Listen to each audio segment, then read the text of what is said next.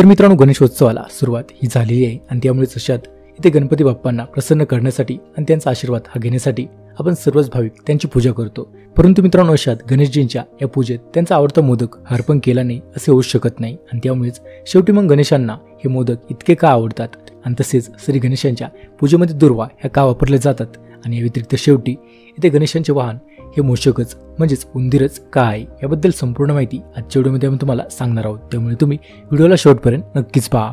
तर मित्रांनो, बुधवारी 31 ऑगस्ट 2022 पासून आपल्या गणेशोत्सवाला ही सुरुवात झाली, जी की देशभरात मग गणेशोत्सवाची धूम ही आपल्याला पाहायला मिळतच आहे।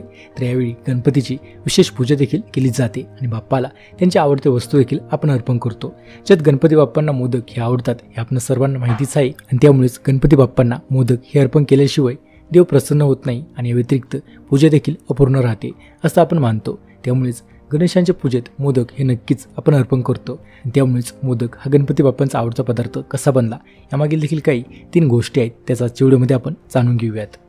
नंबर 1, भगवान परशुराम यांच्याशी जोडलेली कथा। होय मित्रांनो, सर्वात लोकप्रिय एका कथेनुसार एकदा भगवान शिव हे कैलासावर ध्यान करत होते आणि तेव्हाच त्यांनी गणेशजींना दरवाजावर पहारा ठेवण्यास सांगितले होते। तर अशात त्यानंतरून भगवान परशुराम हे शिवांना भेटण्यासाठी तिथे पोहोचले होते, परंतु गणेशजींनी त्यांना दारातच अडवले आणि अशात वारंवार सांगूनही गणेशजींनी ऐकले नाही आणि त्यामुळेच इथे परशुराम हे रागावले आणि त्यांनी गणेशजींना युद्धाचे आव्हान दिले। तर या युद्धात परशुरामांनी शिवांकडून मिळालेले परशुसहज गणेशावर हल्ला केला आणि त्यामुळेच गणपतीचा यामध्ये एक दात हा तुटला, ज्यामुळे आपण गणपतींना एकदंताय असं देखील म्हणतो। तर अशात या तुटलेल्या दातामुळे नंतरून गणेशांना खाताना आणि तसेच चावायला त्रास होऊ लागला। त्यामुळेच त्यानंतर माता पार्वतीने त्यांच्यासाठी मोदक हे तयार करून घेतले आणि त्यामुळेच हे मोदक मऊ असल्याने गणेशजींनी ते सहज खाल्ले आणि त्यांचे पोटही हे भरले आणि तेव्हापासूनच मित्रांनो, मोदक हा गणपती बाप्पांचा आवडता भोग हा बनलाय असं काही या कथेनुसार मानलं जातं। नंबर 2, तर दुसरी कथा पाहिली तर ती म्हणजे माता अनुसूया यांच्याशी संबंधित। होय मित्रांनो, तर ही कथा भगवान गणेश आणि माता अनुसूया यांच्याशी संबंधित आहे, जी की एकदा गणेशजी, माता पार्वती आणि भगवान शिव यांच्यासोबत अनुसूयेच्या घरी गेले होते आणि तिथेच अनुसूयाने विचार केला की प्रथम गणेशांना इथे काहीतरी अन्न हे करून द्यावे आणि त्यामुळेच मित्रांनो, माता अनुसूया गणेशजींना अन्न हे बनवू लागल्या, जे की त्या इथे गणेशजींना अन्न भरवणार होत्या, परंतु गणेशजींना भूक ही लागत नव्हती आणि त्यामुळेच माता अनुसूया या अस्वस्थ झाल्या। परंतु मग त्यांना वाटले की आता मग गणेशजींना इथे काहीतरी गोड हे खाऊ घालावे आणि त्यामुळेच गणेशजींचे पोट भरेल असं त्यांनी इथे माता अनुसूया यांनी गणेशजींना मोदक हे खाऊ घातले आणि नंतर मोदक खाल्ल्याबरोबरच गणेशजींची भूक ही खूप भागली आणि त्यांचे पोटही भरले आणि त्यामुळेच मित्रांनो, तेव्हापासून मोदक हा गणेशजींचा आवडता पदार्थ असल्याचे म्हटले जाते आणि प्रत्येक पूजेतच मोदक अर्पण केला जातो।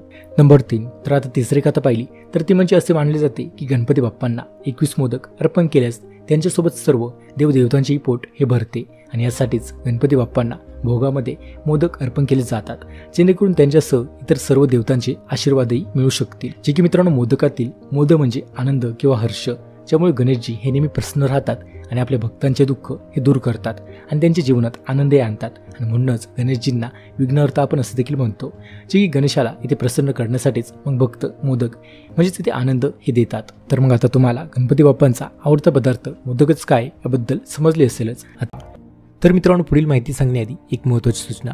मित्रांनो, बरेच जण आपल्या चॅनलवर व्हिडिओ पाहतात परंतु सबस्क्राईब आपल्या चॅनलला करत नाही। तर मित्रांनो, व्हिडिओ बनायला खूप मेहनत लागते, त्यामुळे तुम्हाला ते सबस्क्राईब आणि व्हिडिओ लाईक करायला काही सेकंदही लागणार नाहीत। त्यामुळे मित्रांनो, व्हिडिओ लाईक आणि आपल्या यूट्यूब चॅनलला सबस्क्राईब करायला विसरू नका। आपण गणेशजींच्या आणखीन काही गोष्टींबद्दल थोडक्यात जाणून घेऊयात आणि व्यतिरिक्त शेवटी गणेशजींचे वाहन हे मोषकच का याबद्दलही जाणून घेऊयात।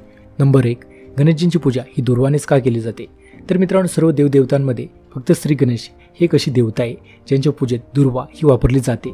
तर पौराणिक कथेनुसार एकेकाळी अगलासूर नावाचा हा एक राक्षस होता, जो की ऋषीमुनींची तपश्चर्या मोडून त्यांना जिवंत इथे खायचा आणि त्यामुळेच अशा स्थितीत त्याने सर्वत्रच दहशत निर्माण केली होती, ज्यामुळे राक्षसाने व्याकुळ होऊन सर्वच जण एके दिवशी गणपती देवांच्या आश्रयाला गेले आणि त्यामुळेच मित्रांनो, गणपती बाप्पाने या राक्षसाला मारण्यासाठी त्यांना खाल्ल्याचे सांगितले जाते आणि त्यामुळेच अशा स्थितीत जेव्हा हे बाहेर काढल्यानंतर गणेशजींच्या पोटात प्रचंड जळजळ ही होऊ लागली आणि म्हणूनच त्यांची जळजळ शांत करण्यासाठीच कश्यप ऋषींनी त्यांना दुर्वा ही अर्पण केली, जी की दुर्वा खाल्ल्यानंतर त्यांच्या पोटाची जळजळ ही शांत झाली आणि तेव्हापासूनच गणपती बाप्पांना दुर्वा ही अर्पण करण्याची प्रथा सुरू झाली असे मानले जाते।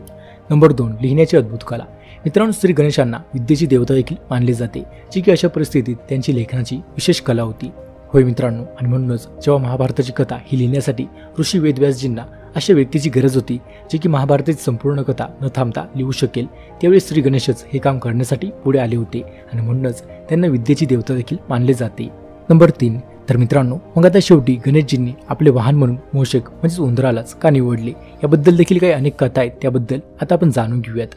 तर मित्रांनो यामध्ये एका कथेनुसार इथे गजाननाने गजमुखसूर नावाच्या असुराशी युद्ध केले होते, ज्यामुळे ते गजमुखसूराला असे वरदान होते की तो कोणत्याही शस्त्राने मरू शकत नाही आणि याच कारणास्तव त्याचा वध करण्यासाठी श्री गणेशांनी त्यांचे एक दात हातोडून गजमुखसूरावर हल्ला केला असे देखील मानले जाते। जे की हे पाहून गजमुखासूर हा घाबरला आणि उंदीर होऊन तो पळू लागला, ज्यामुळे उंदीर बनलेल्या गजमुखासूरला गणेशजींनी आपल्या पाशात बांधले आणि मित्रांनो म्हणूनच येथे गजमुखासूर हा गणेशाकडे क्षमा मागू लागला, ज्यानंतर गणेशजींनी गजमुखासूरला आपले वाहन करून जीवन दिले आणि याच कारणास्तव येथे गणेशजींचे वाहन हे म्हणून मूषक म्हणजेच उंदीर हे मानले जाते। आणि व्यतिरिक्त गणेश पुराणात असं देखील वर्णन केले आहे की श्री गणेशांचे वाहन हे प्रत्येक युगात बदलत असते, जे की सुवर्णयुगात गणेशाचे वाहन हे सिंह आहे, तर त्रेतायुगात गणेशजींचे वाहन हे मोर देखील होते असे देखील मानले जाते। तर मित्रांनो ऑक्सफोर्डमध्ये रिलीज झालेल्या एका वृत्तानुसार येथे मध्य आशिया आणि जगात इतरत्र प्राचीन काळी देखील श्री गणेशाची पूजा ही केली जायची। होय मित्रांनो, तर Afghanistan, Iran, Myanmar, Sri Lanka, Nepal, Thailand, Laos, Cambodia, Vietnam, चीन, मंगोलिया, जपान, इंडोनेशिया, ब्रुनेई तसेच बल्गेरिया, मेक्सिको आणि इतर लॅटिन अमेरिकन देशांमध्ये देखील गणेशाच्या मूर्ती हे आढळल्या आहेत आणि त्यामुळेच इतरत्र देशात आपण यावर म्हणू शकतो की तेथे देखील गणेशांची पूजा ही केली जायची। आणि मित्रांनो याच कारणास्तव भगवान श्री गणेशांची पूजा ही केवळ हिंदू धर्मातच नाही तर बौद्ध धर्मातही केली जाते। जी की बौद्ध धर्मात गणेशांना काय म्हणतात याबद्दल बोललोत तर बौद्ध धर्मात गणेशाला विनायक म्हणून ओळखले जाते, जे की तिबेट, चीन आणि जपानसारख्या देशांमध्ये देखील गणपतीची पूजा ही मोठ्या थाटामाटात केली जाते। तर मग मित्रांनो ही होती ती गणेशजींबद्दल काही माहिती जी की तुम्हाला माहिती असायलाच हवी, ज्यामध्ये तुम्हाला कळले असेलच की गणेशजींना मोदकच हे का आवडतात आणि व्यतिरिक्त गणेशजींचे वाहन हे फक्त उंदीर म्हणजेच मूषकच का आहे। तर मग तुम्हाला ही माहिती कशी वाटली कमेंट करून नक्कीच सांगा। तसंच माहिती आवडल्यास व्हिडिओ लाईक करा आणि आपल्या यूट्यूब चॅनलला सबस्क्राईब करायला विसरू नका। आजच्या व्हिडिओमध्ये एवढंच, भेटूयात पुन्हा एकदा अशाच एका माहितीपूर्वक व्हिडिओमध्ये।